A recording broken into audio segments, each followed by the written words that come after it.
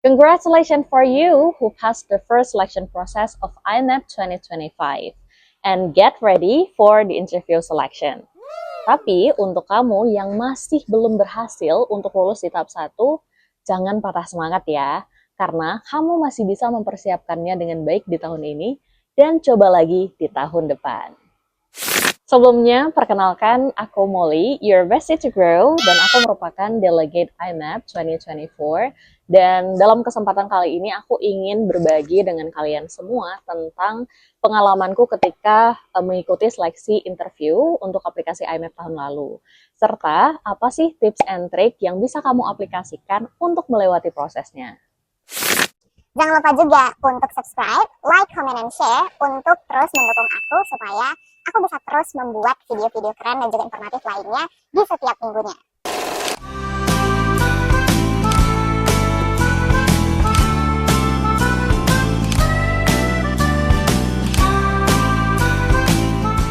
Let me rewind my memory. Tahun lalu, aku mendaftar program IMAP itu di sekitar bulan Mei, dan sebulan kemudian aku mendapatkan email pemberitahuan bahwa aku diundang untuk mengikuti seleksi interview. Dan aku benar-benar nggak nyangka sama sekali, karena pada saat itu aku merasa bahwa aplikasi program IMAP-ku itu tidak cukup baik, dan merasa agak terburu-buru dalam prosesnya, tapi yang namanya rezeki pasti tidak tertukar ya. Jadi alhamdulillah, dan aku sangat bersyukur untuk kesempatan yang aku punya pada saat itu, dan merasa excited untuk bisa ikut proses seleksinya. Setelah menerima email yang pertama, beberapa hari kemudian aku menerima email lanjutan yang berisi schedule interview, siapa saja panel interviewnya, serta pertanyaan-pertanyaan yang mungkin saja akan ditanyakan ketika interview nanti.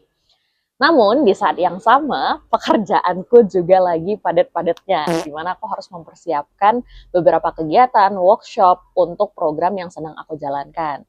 Dan aku juga harus mempersiapkan presentasi untuk kegiatan Wisely Social Impact pada saat itu, dan semuanya, everything all at once, terjadi dalam satu waktu. Memang kadang-kadang seperti itu ya. Itulah namanya hidup.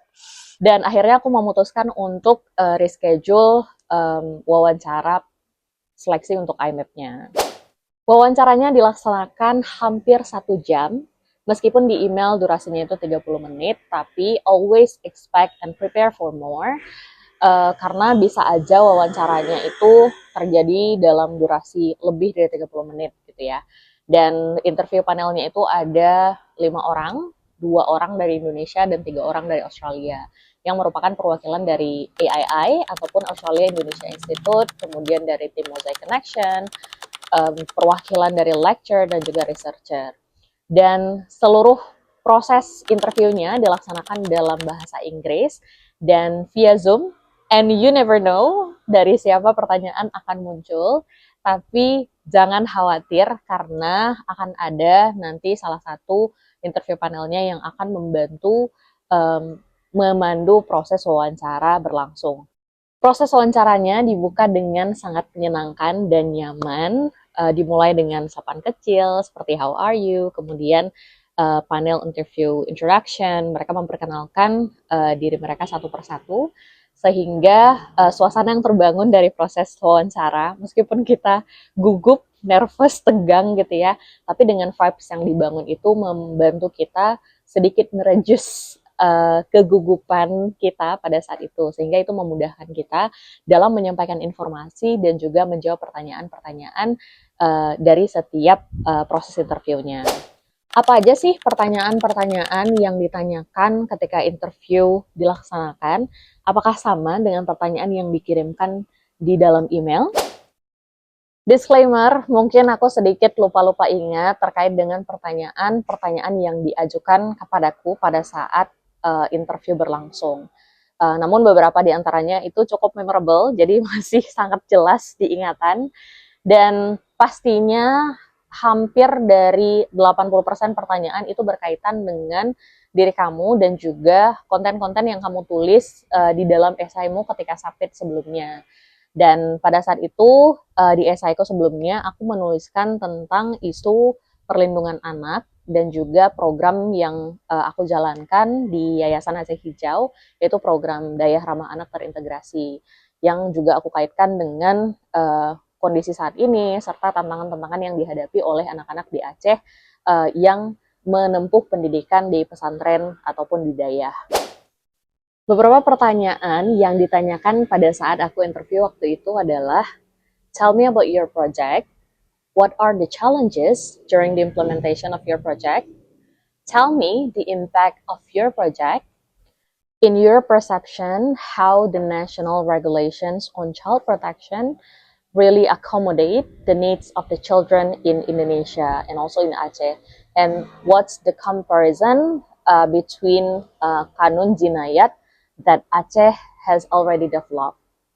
Selanjutnya, pertanyaan yang sering ditanyakan kepada seluruh kandidat yang lulus di tahap pertama adalah, why do you apply for IMAP and what you hope to get out of it?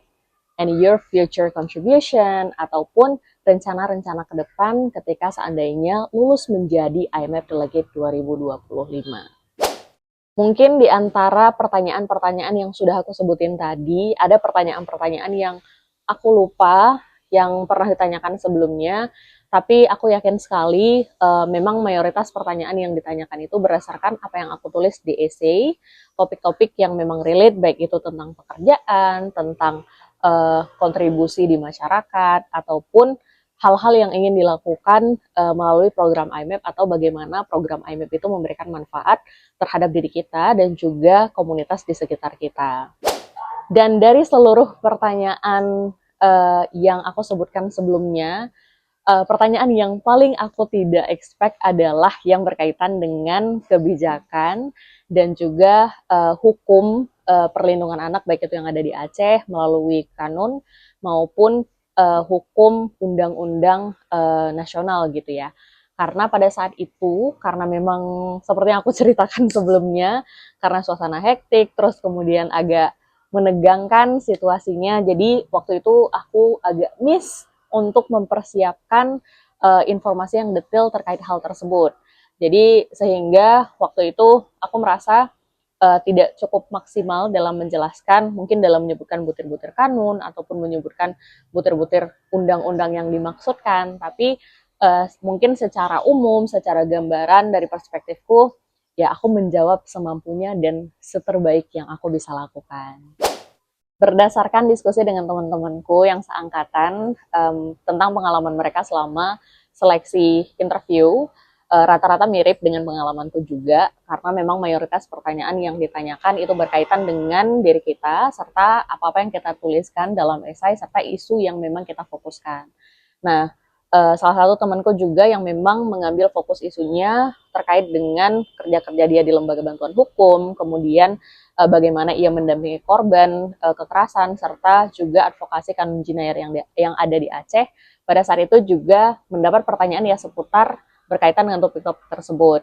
Dan juga ada pertanyaan yang berkaitan dengan hukum cambuk yang ada di Aceh, yang mungkin pada saat itu dia memahami itu, namun tidak secara spesifik menuliskan terkait hukum cambuk di esainya.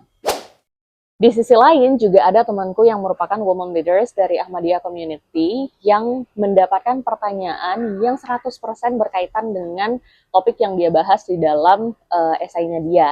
Jadi memang dalam proses wawancara ini itu mungkin pengalamannya itu cukup berbeda-beda ya bagi setiap orang, dan bisa jadi pertanyaan yang kita terima itu berbeda dari kandidat lainnya, dan itu juga nggak melulu yang ada di dalam email yang dikirimkan sebelumnya. Nah, berdasarkan pengalaman-pengalamanku dan juga teman-temanku yang sebelumnya kita sudah melewati proses seleksi interview, ada beberapa tips and trick yang mungkin kamu bisa terapkan dalam proses mempersiapkan seleksi wawancara ini. Here they are. Yang pertama, baca kembali esai yang kamu tulis. Begitu kamu mendapatkan email pemberitahuan bahwa kamu lulus menjadi kandidat untuk masuk ke tahap interview, maka pastikan kamu benar-benar membaca kembali esai yang kamu tulis. Pastikan gak ada butir-butir dari informasi yang kamu lupa. Karena mayoritas pertanyaan itu berasal dari esai, jadi perlu banget nih bagi kita supaya betul-betul paham dan melihat kembali apa yang kita tulis sebelumnya. Yang kedua, perluas informasi dari fokus yang kamu tuliskan di essay. Misalnya nih, aku sebelumnya menuliskan tentang child protection ataupun perlindungan anak. Nah, aku perlu memperluas informasi terkait dengan kebijakan-kebijakan perlindungan anak yang ada di Aceh ataupun di Indonesia secara keseluruhan.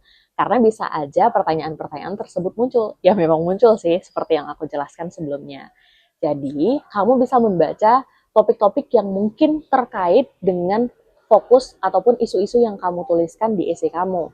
Sehingga jika seandainya ada kemungkinan pertanyaan tersebut muncul, maka kamu bisa menjawabnya dengan baik. Ketiga, persiapkan jawaban untuk pertanyaan-pertanyaan kunci dan latihan. Kamu bisa menuliskan pertanyaan-pertanyaan yang mungkin muncul ketika sesi wawancara, atau kamu bisa menggunakan informasi yang kamu dapatkan via email. Jadi, kamu bisa menuliskan konsep dari setiap pertanyaan-pertanyaan tersebut dengan spesifik, terstruktur, dan menggunakan data-data yang diperlukan. Sehingga proses tersebut membantu kita untuk memudahkan dalam berpikir dan menyampaikan informasi ketika wawancara dilaksanakan. Namun, proses ini juga perlu lengkapi dengan latihan, jadi tidak hanya sekedar menulis. Tapi, proses latihan ataupun mock-up interview itu juga bakal membantu kita dalam penyampaian lebih baik, terstruktur, dan juga mendapatkan masukan dari orang-orang yang mendengarkan kita dalam menyampaikan apakah informasi yang kita sampaikan itu sudah cukup tepat atau tidak dalam menjawab pertanyaan-pertanyaan tersebut. Yang keempat, be yourself. Mungkin ini tips yang sering banget kita dengarkan di mana-mana, tapi memang di dalam proses seleksi manapun, ini adalah hal yang paling dicari oleh setiap penyelenggara. Di mana mereka mencari leader-leader yang tidak hanya berkualitas secara pengetahuan, kontribusi, tetapi juga memiliki karakter yang baik. Mereka mencari leader yang genuine, leader yang berkarakter, open-minded, dan juga leader yang stay true to their self. Jadi, benar-benar dalam proses seleksi ini, tunjukkan kualitas yang kamu punya dengan baik, tanpa kamu tidak perlu buat-buat ataupun berpura-pura untuk menjadi sosok yang berbeda. Selain persiapan secara substansi, kamu juga perlu mempersiapkan koneksi yang baik serta device yang memadai untuk melakukan wawancara via Zoom. Serta pastikan juga kamu menggunakan pakaian yang sopan, serta kamu istirahat yang cukup dan sehat, sehingga kamu akan lebih mudah dalam menyampaikan informasi, serta terhindar dari keadaan-keadaan yang membuat kita panik. Dan saranku, jangan overthinking dulu terhadap proses wawancara yang dilaksanakan. Semoga prosesnya itu bisa lancar, yakini diri bahwa kamu bisa memberikan yang terbaik dalam proses tersebut. Itu dia pengalaman-pengalamanku ketika mengikuti proses seleksi wawancara IMAP 2024, serta tips and trick yang perlu dipersiapkan ketika menghadapi wawancara IMAP. Semoga kamu bisa lulus menjadi delegasi IMAP 2025. Semangat! Semoga lancar ya, and see you in another video.